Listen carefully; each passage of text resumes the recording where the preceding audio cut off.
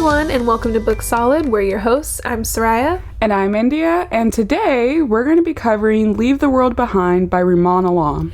Quick PSA before we get into everything. We just wanted to let you know that we are starting a Discord. So we're going to be moving our Facebook group over to Discord. We just think that'll be easier to kind of jump in on conversations and discuss different books than our Facebook group because you had to join before. And we think this will just be a much more streamlined process. So you can find additional information about that in the show notes. Also, if you're listening on Apple Podcasts, please don't forget to leave us a rating and review. It really helps us to know your feedback, what you're liking, and how we can improve. So, thank you. Spoiler alert. Hey guys, just as a heads up, we will be revealing spoilers in this episode. If you haven't yet read the book or seen the show or film, this is a courteous reminder to proceed with caution. So, just jumping right in, before we get into how I'm feeling, I want to know, what were your thoughts right after finishing this book? Where are you right now? Okay, so this is what I thought of exactly right when I finished the book. This might be kind of an obscure reference. You've seen Finding Nemo, right? Yes. Okay, do you remember the part where they're on the East Australian current and Squirt is trying to tell Marlin and Dory how to, get out, how to exit? It's giving them all these instructions in his little high-pitched voice, and he finishes, and Marlin's just it's like he's trying to speak to me, I know it. That's how I felt when I finished this book. I know he's trying to tell me something, but I do not know what it is. It went right over my head, I don't know. And in reading reviews, I found that people really, you love this book or you hate it. Mm-hmm. And I don't think I'd go so far as to say I hate it, but I don't think I was a fan. I just feel like I really missed the point. And I know we kind of talked before we started recording, and you were able to kind of find some other information that gave you new insight on the book, and I'm looking forward to hearing that because I feel like I'm definitely missing something that is going to make me love the book or not even love it, but like it. Mm-hmm. So how did you feel about it? Honestly, love the reference, by the way. 10 out of 10. But yeah, I think I was feeling the same way, and honestly, and some of the research I was doing, someone said that the book was maybe mismarketed. And I think that's where a lot of the disconnect started for me because, some of you may know, maybe you don't, but on our Instagram, we have an About Us tab. And on there, I said that my favorite genre is dystopian. I love disaster books. I love dystopian. I love the world falling apart. I love these moral conundrums and wondering what is humanity? What is the human condition? That's my favorite thing ever, right? And I haven't been reading a lot of that right now because we are in a global pandemic and it's hitting a little too close to home. Yeah, it's not really the fantasy and the escape that it once was when everything was quote unquote normal.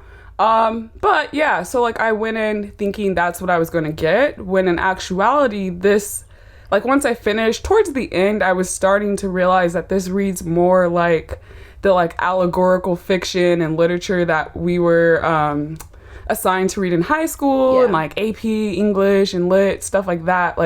We're always reading Brave New World and Great Expectations and all these lofty, older classic lit novels. And a lot of times, specifically Great Expectations, I don't know, have you read it? No, actually I haven't. Okay, so that book is massive for starters. It's just a big book, and I felt like nothing happened.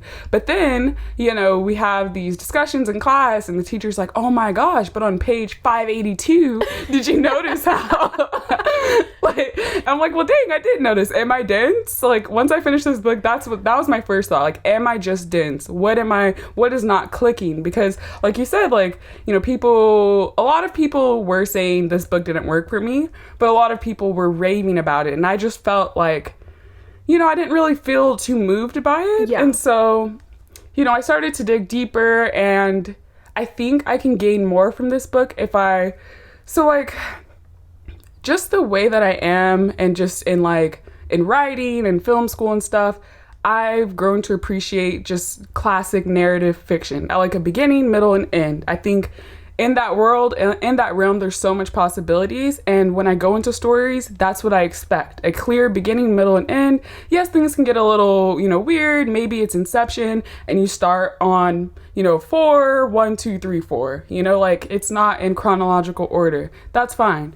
But, definitely in film school, I started to learn that like some people completely disagree with that. Some people find that boring. Some people, you don't have to have an ending. Just have a beginning and a middle, and that's fine. And it's art. You can do what you want. And I get that.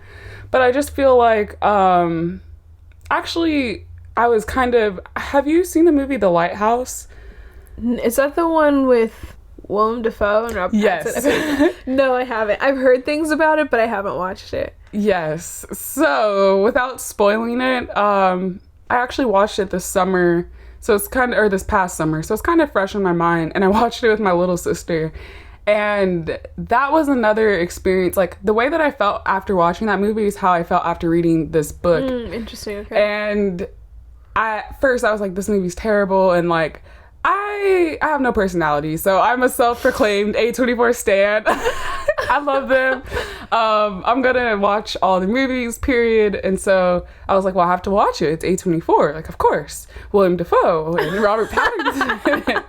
And so I watched this movie and I'm just like, what did I just watch? But then I started doing some research and people were like, get it out of your head that this is supposed to be this regular piece of like narrative where, you have your beginning, middle, and end. This is the story. Actually watch this movie and think of it as like a case study in acting performance. And so when you think of it that way, they're acting their tails off. Like the acting's phenomenal. And it's just two actors talking for, an hour and some change and just really testing the strengths of their performance, how much they can do and can't do. And it's a lot like you'll gain more from it if you think of it that way than, what happens and why is the third act everything just falling apart and, and it just ends like, yeah. I don't know. I stopped making sense. No. I get what you're saying. And I really like the point that you made about like that maybe it's the genre itself that it was like mismarketed, you said, like, because to me, this was pitched as like a suspense thriller that is right up my alley. Like India's talking about one of her favorite genres being dystopian. On our About Us page, one of my favorite is like thriller, suspense, and it was like a dystopian thriller. So I was like, best of both worlds, we got this, we're gonna love this. And it wasn't at all a traditional suspense novel. I mean, I guess in some ways, but it just wasn't what I was expecting, which isn't, it's not a bad thing that it wasn't what I was expecting, but it just, I don't know. It definitely wasn't what I was expecting. And I will say that the hardest part for me getting into this book was actually the writing style. It's a very unique style, and I saw someone say this in a review, like they had trouble following the story at first because of like the writing would kind of trail off mid-thought, off mid-sentence. So you're kind of like, wait, who said that? Or are they saying it or are they thinking it? Or like, it was just hard to kind of orient yourself in the story. So that I feel like took me the first, 30 pages or something to adapt to. And so that was kind of something that threw me at first. But it's so hard, like if you haven't read it, it's so hard to try to explain it and define it. But I guess I will say, because I know you're gonna kind of tell me what you found in your research. If I had to venture a guess as to the point he's trying to make, and I could be way off base, but I've just been thinking about it since I finished it, is that, okay, I kind of felt like he was trying to point out that like there really is no rhyme, reason, or meaning to life except what we've given it. And even that, like, desire for structure and, like, a routine, we found safety in that. But even that is a fallacy, I guess. Like, it can fall apart so quickly. And I feel like maybe that's the point he was trying to highlight. Could be way off base. That's just, like, the vibe that I was getting. And I appreciate what's in that message is that, like, we've kind of built our lives in such a way of giving ourselves purpose, giving ourselves meaning, because we don't know what the meaning is. I mean, we all have different opinions. And so, like, that aspect I did appreciate, and if that's the point he was trying to make. And maybe, you know, the book means something different to everybody. It has a very open end, so possibly that's what he was trying to go with as well, and that's just the vibe that I got from it.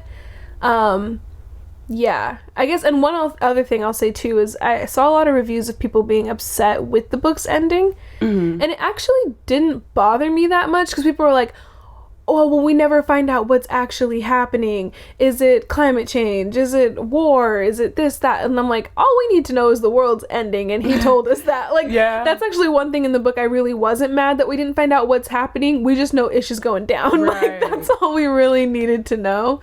So, yeah.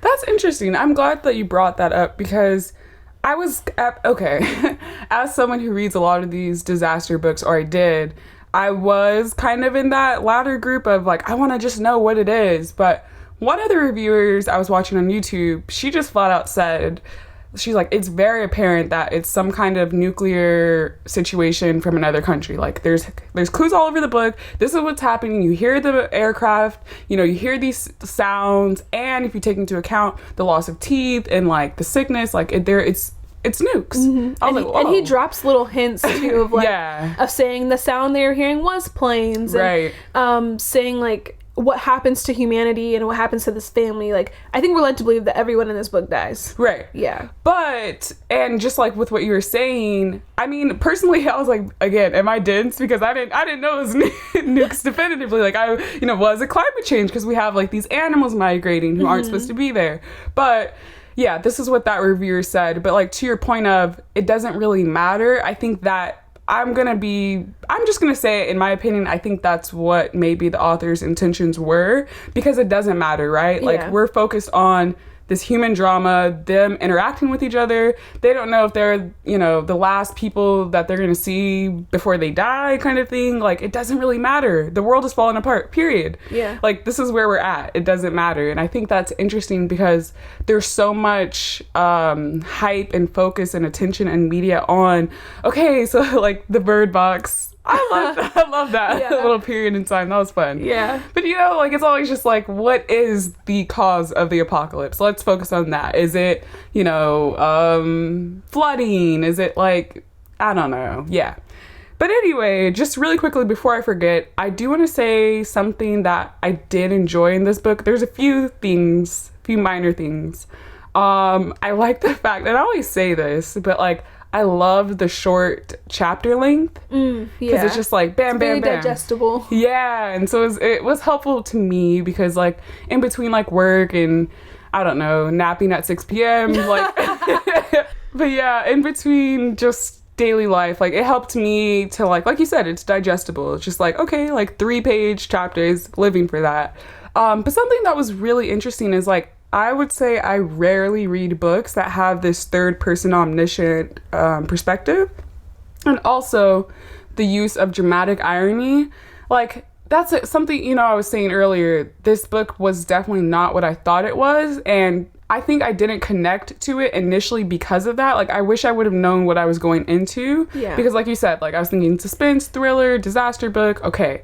But really, like, it subverts genre conventions. Yes, and you're right. I just want to say really quick on that. I feel like I spent so much time while I'm reading it trying to change what I'm expecting in my mind. Like, trying to, like, switch gears into what the book is instead of what I was expecting, that I feel like that also played a role in my final feelings about the book. So I was like having to change my mind about halfway through. Like, and I guess that's my fault. I shouldn't go in with expectations. But, you know, you read the summary of a book and you're like, okay, I generally know what to expect. Exactly. And this made it, I was like playing catch up in my head of like, oh wait, this is totally something different. Exactly. And so, yeah, like, I'm not, you know, I'm not in advertising. I understand like marketing and selling a book, selling a product, and I don't, you know, that's fine. Like, I understand that's how that they chose to market it, but because of that, I was just like, I thought I was going in one way, and as I was reading it, like you said, I was like, oh, okay, I need to shift my thinking. But I will say there was like elements of comedy kind of interspersed, and so I loved those dramatic irony bits, because it was just so fascinating to me. Like, we find out something harrowing. Like, I gotta say this at the top of the episode, I don't scare easily. I do, because I'm a scaredy cat. But I'll just say this and be bold on the internet. I don't scare easily. I watch a lot of scary movies, okay? But I do draw the line at any type of, like, pulling teeth, any type of, like, teeth that was gore. Really, Absolutely not, okay? No, absolutely not. Like, Saw back in the day could not do it. No. Period. No. See, I'm on the flip. Like, I'll pretend that I don't scare easy, but I know in my heart of hearts that I do. So, like, there was because I was reading this book at night, stupidly, right before I was going to bed, and there was one night I was like, I feel so shaken by this, like the teeth pulling and the eeriness of it. Like, he did convey that very well. Because I was like, let me put on Friends so I can go to sleep. I'm not feeling it. Right? And so I will say that was commendable because, again, like, the point of art, maybe, like, you want to get people to feel things. I definitely felt things. I was terrified reading those chapters. I will say I finally found solace in, like, doing that research, and one of the reviewers saying, specifically the reviewer I'm referencing a lot in this episode, if you guys want to check her out, it's Katrina Reads on YouTube. She had, like, it's like 20 minutes or so, really interesting take on this book that shifted my perspective entirely. But she was saying, with this whole idea that, there's a nuclear attack on the US that's caused the world to end, so to speak. She's like, so that's why people are losing teeth and stuff. I'm like, okay, that makes sense. Like, I can, I needed a reason, because I'm like, just what? Like, what? To me, I just felt like he was like, how can I make this as chilling as possible? Because it definitely, like, built up slowly, and then the last act of the book, so to speak, it was pretty crazy. Yeah. Like, things did start popping off. It was very suspenseful. And even that scene, probably, what was that, half through the book, where Clay got lost. Yes. Trying to, like, all he did was get lost, guys. But I was freaking out. Yes. I was like, he's never going to find his way back to his family. Like, the panic of, and also, like, the point he was making throughout the whole book of how reliant we are on technology, and how as soon as that goes away, that disrupts our sense of order. We feel like we have the sense of control and order, and you take one thing away, like the ability to use your cell phone, and, like, look how everybody in this story fell apart. And so, and actually that part where he got lost, it was reminding me of what is Vivarium, I think is what it's called, with Jesse Eisenberg. Okay, you haven't seen it yet. So it reminded me of that, and it just made me feel very panicky. I was like, this is it. This is how Clay goes. Yeah. And okay, I'm glad you brought that up. While we're on the topic, I will say, again, in trying to find, like, themes and stuff, because this is, like, maybe some more elevated literature that I'm used to partaking in, I knew technology definitely was a theme, but I'm like, what more is it? What more is to it? Like, maybe is it a little too heavy-handed? Because, like, it's apparent that he's critiquing our over-reliance on technology. But, like, and that's not a new notion. Right. We all, We know. Yeah. But then again, like, he's not wrong. Because, like, I would say this is, like, spring of 2020.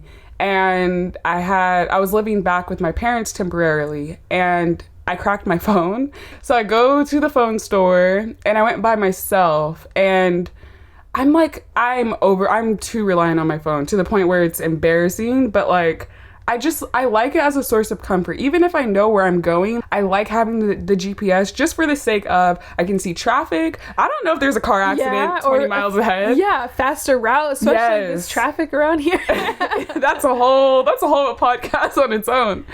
But yeah, and also, I'm very particular about, like, my playlists and stuff. I like my music, and so, like, if it's rainy, I want, like, my rainy day playlist. We need to have the right aesthetic. Exactly. You gotta set the tone. So I rarely have the radio on in my car. Like, I'll have the car music off before I have the radio on, which is just... No, I agree. I don't even know the radio stations around here. I don't. And yeah, I'm gonna just say that boldly and own it, right? So long story short, I go to the phone store. It's, the pandemic, so you can't wait in the store. So I wait in my car. And I'm like, India, you went to the phone store by yourself. You gave them your phone. Mind you, I know what you're thinking. So, like, yes, I was staying at my parents' house, but I got my license after I moved, like, in college. So while I know the areas, I never, like, memorized the streets and freeways because someone was always driving me because I got my license late. And it's very, like, driving yourself and being a passenger, it's too very, because people, I feel like people are like, well, don't you know the way? You do, kind of, when you're a passenger. No, driving, like, when we were in college, I didn't start driving around where our college was until like 2 years in because I didn't have a car, or 3 years in. And I remember the first time I started driving, I was like, oh yeah, I know where everything is. And I was like, I don't know where anything is. I know general directions, but I can't tell you how to get there. Yes, it's just different. Y'all know what we're talking about. Please don't make me feel like I don't. But yeah, so, you know, they were like, okay, it's going to be like 4 hours. I was like, 4 hours? But again, I don't know what I was thinking. Like, I walked in there thinking I was just going to walk in, slap the screen down. You know, it was right when the pandemic started. And so the phone store that was closest to my parents' house was actually closed for like in-store operations. So I had to go to one on the other side of town, where I was less familiar. And I was just like, how am I going to get back to their house? And I don't have my music. I'm not listening to the radio. And I was just like, I was literally freaking out. I was freaking out. And I'm like, this is so embarrassing. I'm a grown woman. And this simple task has just completely... So, like, long story short, I figured it out. I just took the streets because I was like, I could have taken the freeway. But it's just, you start to overthink yourself without relying on technology. So I get to my parents' house and I'm like, do you guys have some CDs or something? Like, I need... And I was just like, wow, this was a lesson. Yeah, it's like you're saying, I feel like I do almost every time I get in the car, even if I know where I'm going. I mean, unless it's like a basic errand like Target or something. If it involves getting on the freeway, I feel like I always turn the GPS on. But I know where I'm going. Exactly. I know where, but it's just something like, I don't know what it is. It's just a habit now. And so yeah, so just him highlighting that without that, how much of a loss they were at, because at first, you know, he couldn't use GPS, and then the TVs weren't working, and then they were getting notifications from the news on their phone about what was happening, but they could only see the headline. They couldn't click on it. And it's like, that's the way we get our information now. You take that away, and what do? And it's like, yeah, there's traditional print newspapers, but where they live, it wasn't available. So it just kind of like added to this sense of panic of like, we feel like we are, and in a way we are closer to information than we have ever been. You know, I can Google right now what is the lifespan of a monarch butterfly, and I can know in 2 seconds, when my parents had to go to a library and crack open a book. But at the same time, it's not a given. And like the second that goes down, like, what do? You know? Yeah. I don't know. It was interesting. No, that is. And I think I would say for the most part, I think we feel similarly. Like after I finished, I was like, is this kind of like a case study on the human condition? And like, you know, just... Because I think we start to get into that a lot, and I definitely want to talk about that pretty soon here, as far as like Amanda and Clay and how they interacted with GH and Ruth. Because I hate Amanda. Just throw Amanda away. Is she irredeemable? To be decided. Yeah. We'll unpack that shortly. Yeah, I think it's just something to be said because, again, if they are truly the last people that they're gonna see as the world is ending, this is how you're treating the last, you know, it's, he kind of explores that. And I think that is interesting. And so, yeah, like there's something to be taken away from this story. And I just wish, I keep saying that, but yeah, had I have like been able to detach this idea of a conventional dystopian suspense thriller versus just a think piece, I would have gotten more out of it. And maybe that's my own fault, but everything I saw was like, this is you right up your alley, India. Like, this is what you like. This is suspense, thriller, crazy. Like, I was expecting more of a kind of tension between the Washingtons and like Clay and Amanda's family, of not knowing if they can trust them, or like maybe them being shady, or like, you know, deciding like if the threat was them or if the threat was the world. Like, I was thinking more in that regard. And so maybe this is a lesson learned, to go into books with an open mind, even if I don't know, or even if I have read the summary and know what it's about. And maybe I should stop reading summaries. I don't know. I have a friend who like doesn't watch trailers for any movie he sees. So he goes in completely open-minded.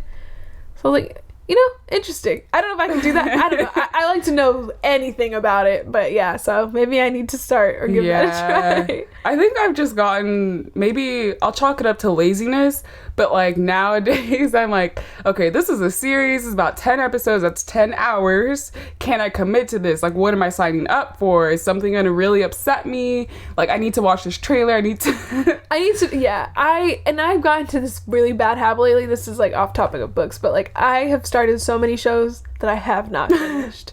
It's terrible and awful, but I just can't.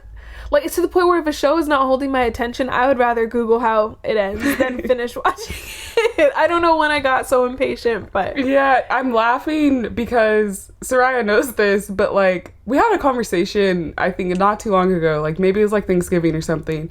And I realized, we were talking about shows, and I was like, oh, this show, I love this show, I love this show. And every single show I did not finish. She's like, I love it. I didn't finish it, but I really... like my favorite show is The Walking Dead. Didn't finish it. Don't know it. Like, girl. Like, and I really realized, I was like, wow, like, if it's not holding my attention, I cannot commit. And it's just, why, you know what? Who has the time? I'm not going to force myself to watch something that's not interesting to me. Like, it's just, I'd rather watch something I'm going to enjoy. So, now that we've gotten our general thoughts out in the air, I guess, do you want to just kind of quickly dissect some of these characters? Yeah, let's talk about Miss Amanda. I don't really know where to begin with her.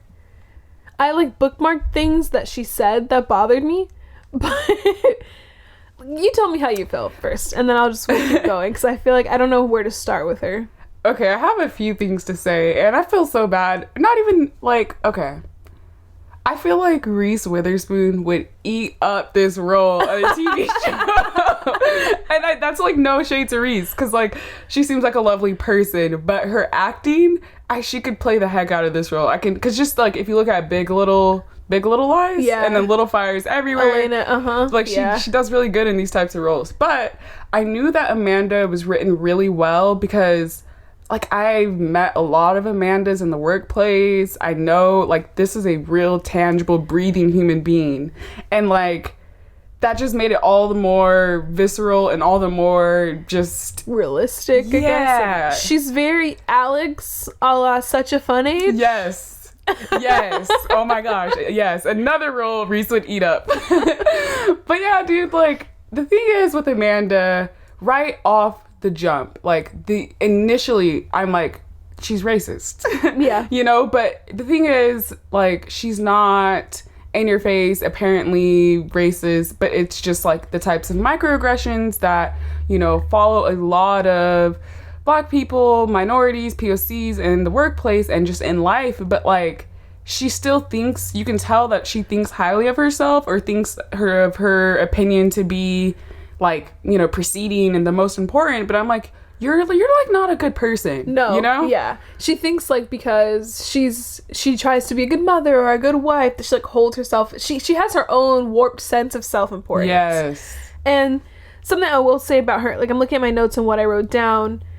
So when the Washingtons show up, so Clay and Amanda and Archie and Rose, their family, they're white, I think. I'm assuming. That's how the writing style is.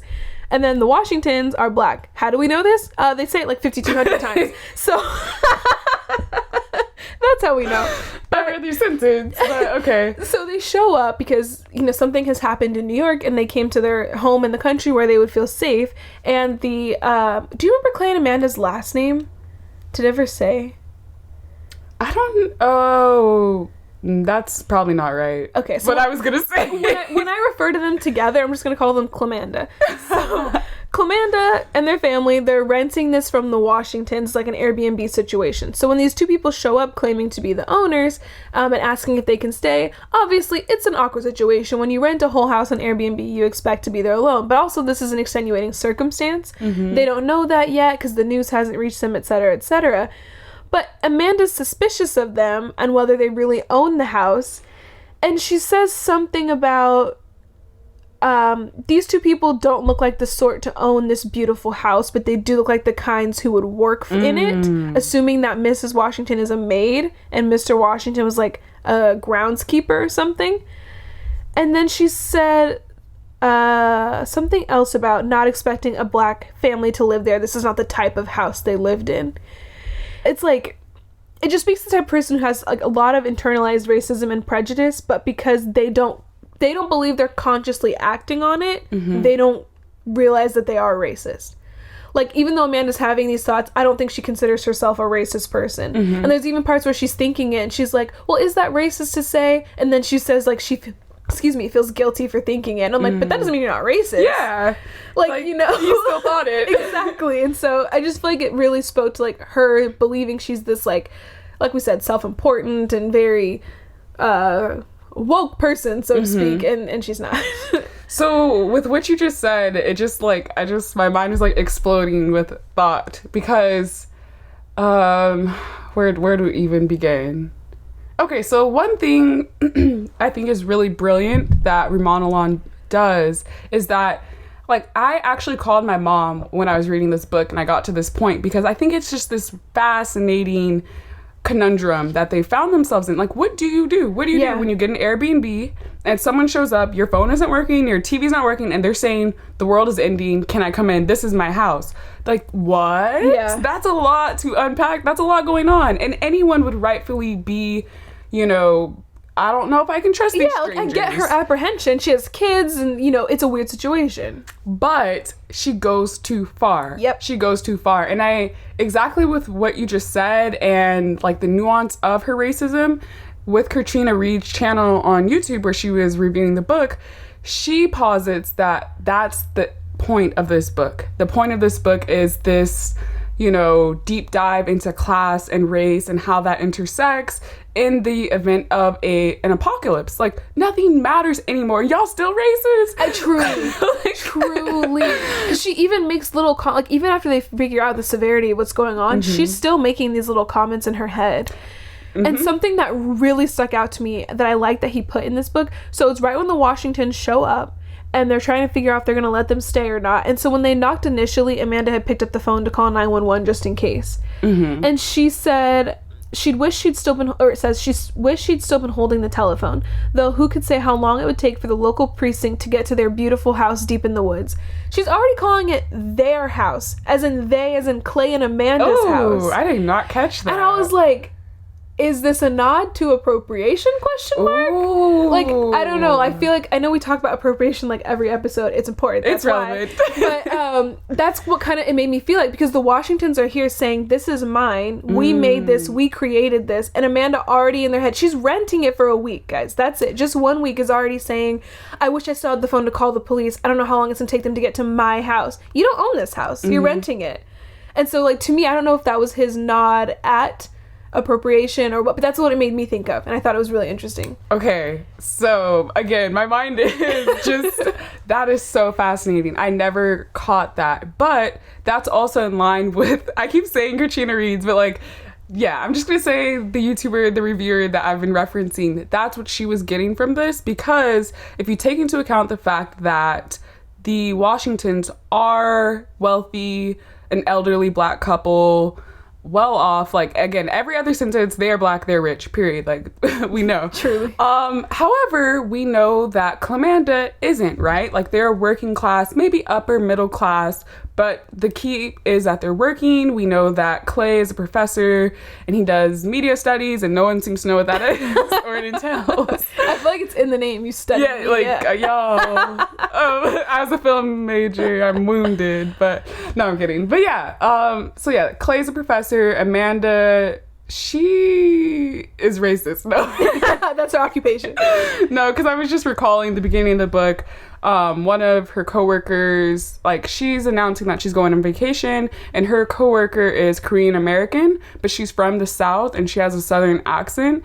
And Amanda says something about like she's so thrown by her voice, and I wish I had the exact quote. You know what? Let me see if if we can pull it up real quick, because I remember that now. Oh, maybe did I bookmark it? Let's see. Oh, okay, yeah. It says, Jocelyn, of Korean parentage, had been born in South Carolina, and Amanda continued to feel that the woman's mealy-mouthed accent was incongruous. This was so racist she could never admit it to anyone. And that's that right there. So like by saying, okay, that was a racist thought, like it's still wrong, it's still racist, it's still something. And that's not to say that, you know, people can be without, like we all have to be perfect human beings all the time, but you have to constantly be working to correct these thoughts. You cannot just let that slide. It's not enough to be like, that was racist, so anyway. It's like, why did I think that? Yeah. Why did I feel that? Why did I feel like that was like an acceptable thing to think, you know? Right. Like, oh my gosh, ethnicity versus race versus nationality be messing people up. I don't understand what's so difficult about that. That's another episode. That's a whole another episode. Because like, what does that have to do with anything? She's from South Carolina. Of course she has a southern drawl. Yeah. She's from the South. Anyhow, I digress. She works in like, I want to say like marketing, advertising. Yeah, I think advertising and Yeah. sales or something? Advertising. So like, I think something that went over my head, and from the scenes of things went over maybe a lot of people's heads, and Katrina, her kind of argument was that she thinks it has a lot to do with, because she happened to read a lot of reviewers who were white, and they were saying, I don't get the point at all with this book, but she was saying, as a black person, she immediately picked up on like these undertones, and she thinks that was like the whole point of this book, because if you take into account the fact that, like you said, they immediately come in, and you know, we all do this to an extent, like when I was watching Rumaan Alam, there was like a Zoom interview where they were going over the book with him, that this came up with like, you know, we go to a hotel pre-pandemic and you're like, you know, the first day you're like, okay, I'm new to this. The second day, You make yourself at home. About and Yeah, and I get that. But the fact that initially they have this apprehension, right? But then we're in the middle of the book. We're towards the end of the book. It is apparent that this is their house. They've got keys to certain drawers. They know the ins and the outs. They know the contractor. They know where he lives. And not once does that power dynamic shift. You mean to tell me that, you know, we're very much in a pandemic at this point. Kids' teeth are literally falling out and they can't even sleep in their own room. They're still sleeping in the basement of their own house. That's such a good... I didn't even like stop to think about how much they're still tiptoeing around their own home. Yes. And then if you take a step further and you look at the treatment of Ruth by Amanda, there's that point towards the very end where Amanda, understandably, she can't find her daughter. That's a whole nother thing. So Rose has gone missing, her youngest daughter. She's 13. She's freaking out like any parent would, but she starts yelling at Ruth, like literally yelling at Ruth. And thinking like, I hate her for bringing this here. What? Yeah. And that was so telling, because it's like, Ruth, if you really think about it, arguably, I could say, I think there's a case that maybe the depiction of this black elderly couple is a little myopic. Like, it's not really that, like, you know. Yeah. However, they're just good-natured folks. Like, they're a lot nicer than I would have been in that situation. I know that much. And if you just take into account, like, Ruth is cooking for them. She's cleaning their dishes, like... Doing their laundry, you guys. And not once, like... There's just so much, there's no thank you, there's just so much disrespect. Just the way that they continue to engage in this house after they know that this couple... Oh my gosh, the way they treat their bedroom, their sheets, yeah. So all of that, when you really think about it, like, maybe that's the point of this book. And that's what, you know, Katrina was saying. Maybe the argument is, as a black person in America, because of systemic racism, it doesn't matter how successful you are, you're still going to be disenfranchised because of systemic racism. Like, there's still going to be these immense power dynamics at play, even in the face of a apocalypse. The world is ending. There's no social order. But they're clinging on to that for dear life. They're clinging onto it. And it's so it's crazy to think about. Like, your kids' teeth are falling out, bruh. They're falling out. And you mean to tell me, like, you're still disrespecting this couple for what? And what are you gaining? Even the way, actually, this is making me think of when the Washingtons first showed up, and it kind of kept giving us insight into what GH and Ruth were thinking while they're trying to convince Clamanda that this is their house, and saying, like, making himself seem non-threatening, and like, it's just, I mean, like, there's a bunch of instances in the book I could crack open and like read off, but you know, like, just stuff they're trying to do to put them at ease, to make them believable. I'm like, this is their own space. They poured thousands of dollars into making this their dream home, and they still have to approach it as an outsider to try to prove they belong here. Yes. Oh, okay. So, like, I'm really glad we're talking about this, because it's making me see a lot of things in the book that I hadn't when I finished it. Yeah, this is really really eye-opening. Yeah, and you're right. I think that went over my head, that part, because it's true. Like, and from what I recall, the moment he opens the door, he has his hands up in like a don't shoot kind of gesture, and it's like the fact that that's not far-fetched. And they even make a comment about that. Let me see if I can find the page really quickly, because like that exact position, they say something about it. Okay, so it says Clay opens the door, and GH and Ruth are standing there, and it says GH, he held up his hands in a gesture that was either conciliatory or said, "Don't shoot." By his age, black men were adept at this gesture.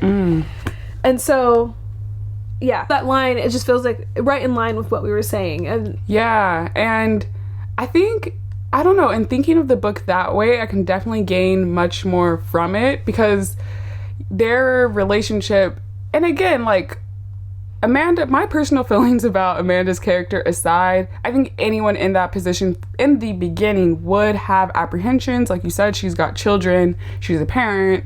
You don't also, like, what? What are you doing? Anytime there's like unexpected knocks at the door, I'm always like, were you guys, was anyone expecting guests? Like, yeah, exactly. Which that could just be me being a introvert. I don't know, whatever. Nevertheless, it's just very perplexing that, like, by the end of the book, this dynamic has not changed at all. Yeah. What does that say? And do you have any other thoughts with Amanda? Nah. Okay, just kind of segueing into Clay.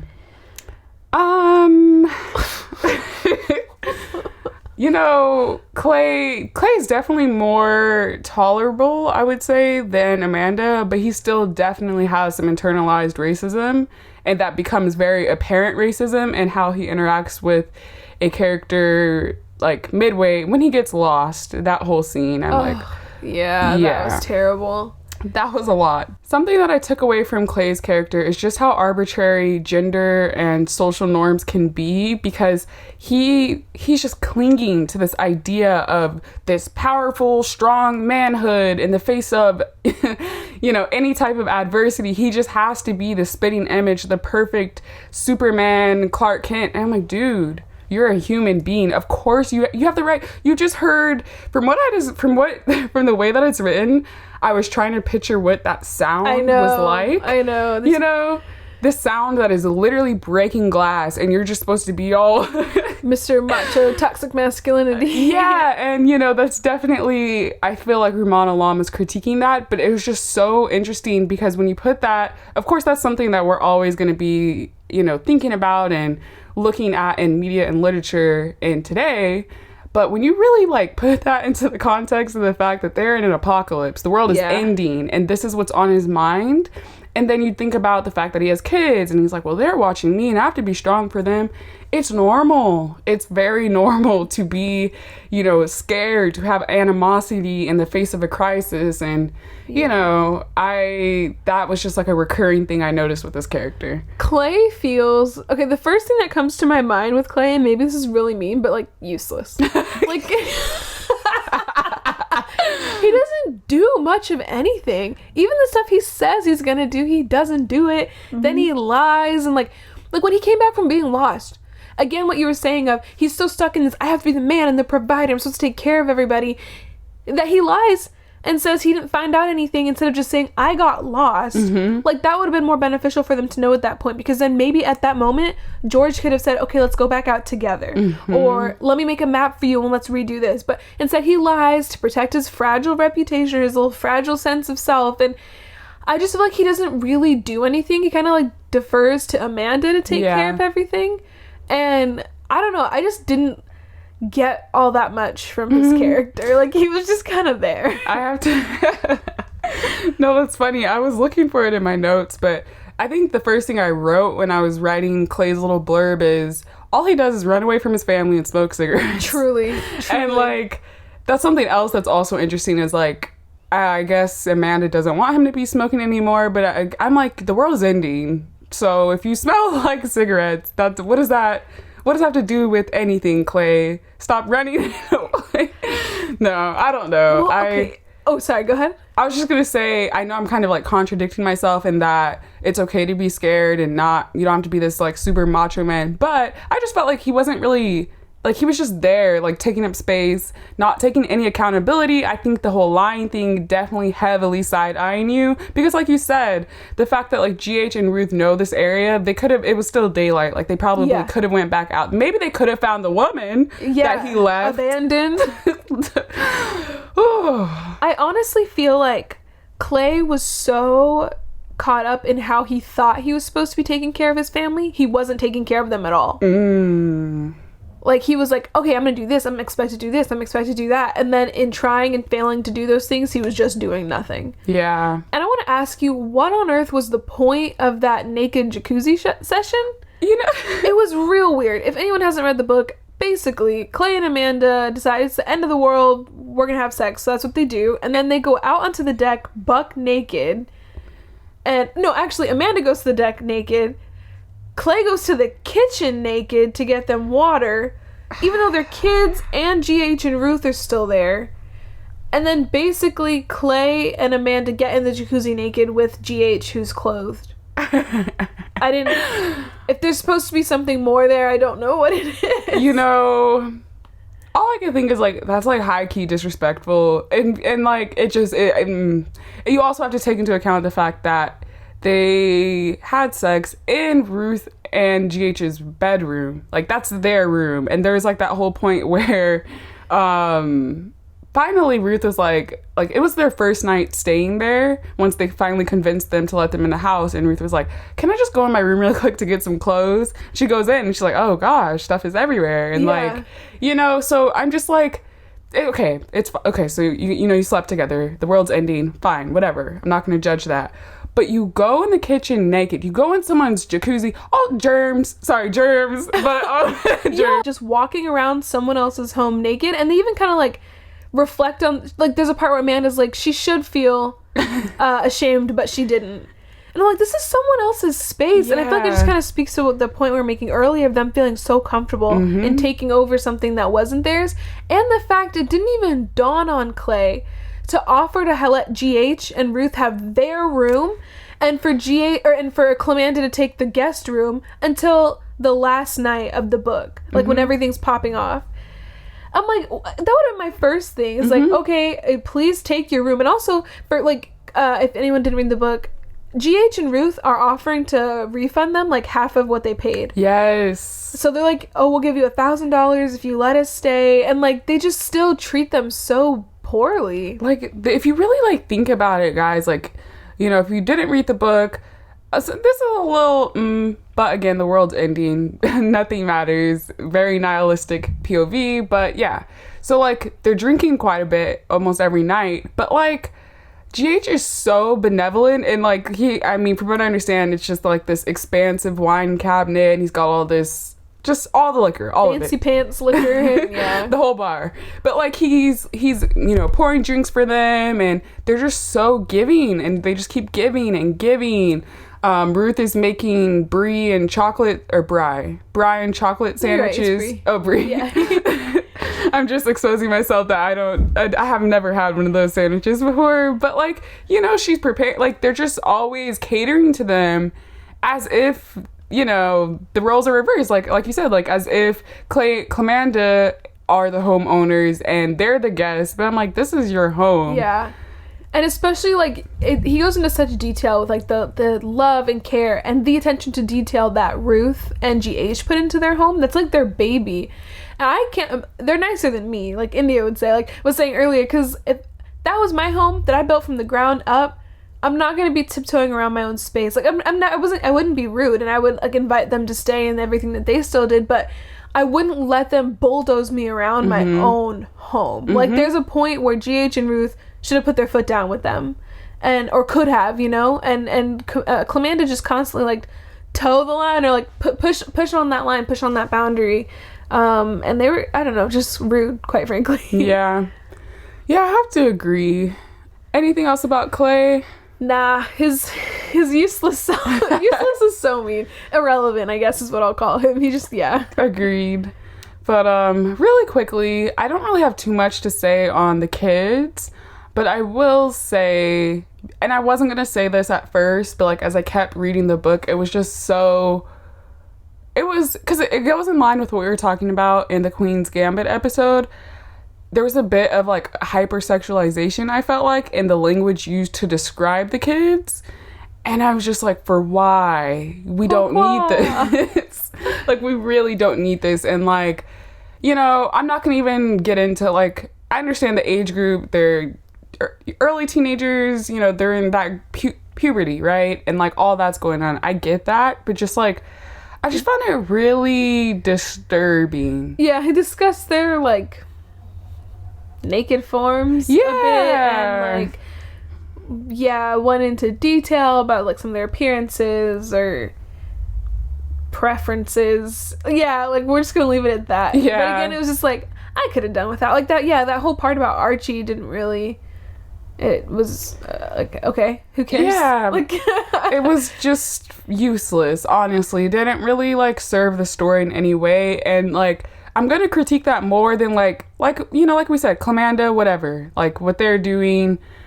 You know, they're adults, okay? They're adults on vacation. That's their business, period. But when it comes to kids, I'm not saying like that doesn't happen, but I'm just saying like the detail that is, you know, and not even like, I mean, there's that scene with Archie and he's like doing something, but then like, just like, yeah, the casual language used to discuss their form and like their genitals and stuff. I'm just like, but like, why? Yeah, I didn't really like do a whole lot.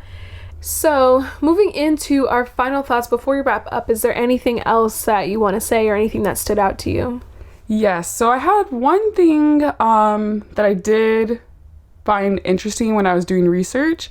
There's this New Yorker article that was covering the book, and there's this line, and they say, part of the problem is that these people aren't just used to comfort, they're used to crisis, and it's left them unable to properly tabulate risk. And I thought that was really interesting because, like, just in this age of, we've talked about this before in the show, but becoming desensitized, like, maybe that's another take on the point of this book. Like, I think to an extent, maybe they were a little too calm. Yeah. Right. You know? Yeah. Yeah, like, well, it's all gonna be fine. And, like, yeah, even though these crazier and crazier things start happening, they're all vomiting this weird pink liquid. Archie's teeth are falling out. Planes aren't flying anymore. The noise keeps happening. These increasingly terrifying things are happening, and they're still trying to reason their way out of it. And, it's just... And you see them, like, coming up with the scenarios in their head. Like, oh, raccoons got into the power plant. Or, like, oh, it's just, like, something temporarily got knocked down. Or, oh, like, they're trying to find a way to make it make sense. Yes. And so, I believe this article talks a little bit more about it. Or maybe everything's blending together in my head right now. But someone was saying, like, there's a point in which... I think this is right when we find out Archie's sick. Like... First of all, in any disaster book, that's an immediate red flag. That's an immediate pump the brakes. Someone's sick. Okay, who else is infected? What are they sick with? Like, they baked a cake. They baked a cake. Yeah. You know, and I think that's kind of an interesting take on it that I think I would gain more from. Yeah. Yeah. So...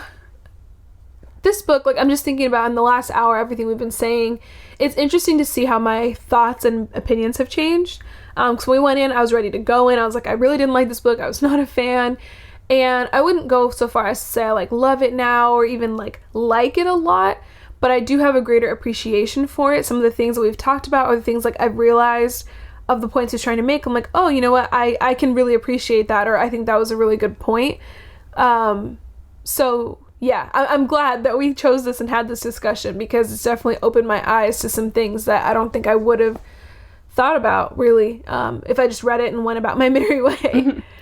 Yeah, that's a good point. It's, I'm very grateful for this podcast and just for being able to discuss things in greater detail because I definitely can form very strong opinions very quickly. I feel that. And so... I agree. I felt one way once I finished reading it, and then in doing further research and in talking about it, I'm like rethinking things and can appreciate it much more than just, you know, read it, close the book, feel away, done. Toss it, done, yeah. You know? So, well, I know we always say, like, do we recommend it? Do we not? And India made a good point of it's a stressful read for the time we're in. Yeah.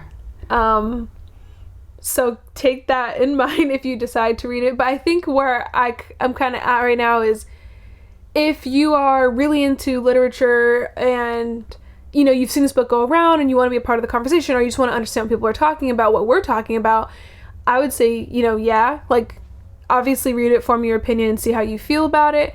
If you're asking me, like, I'm going on vacation and I can only take one book, should I take this one? I would probably say no, and I could give you other recommendations. But yeah, like, I'm not gonna say, like, don't read it, but yeah, that's just my opinion. And I would say just go in with an open mind. Don't go in thinking this is going to be a suspense thriller, dystopian disaster. Don't. Yeah. You know, because I think you probably might set yourself up with expectations that are going to disappoint you the way it kind of did me. Just go in with an open mind. You know... Let it be what it is. Yes, just let it be. Don't expect this, you know, very concrete narrative structure, beginning, middle, end, you know, everything 1, 2, 3, 4. Just be open-minded. Yeah. So, I think that is about it for this week's episode. I really enjoyed this conversation. It was definitely a very productive conversation. I thought I was just gonna, like, rant and rave the whole time about how much I disliked it. So as always, thank you so much for listening with us today. Be sure to check back for our next episode where we'll be covering One of Us is Lying by Karen McManus. Thank you guys so much for hanging out with us today. For more updates, you can be sure to follow us on Twitter at BookSolidPod, on Instagram at BookSolidPodcast, like us on Facebook at BookSolidPodcast, and also join our group. Please stay tuned after the outro for more information on our donation of the week.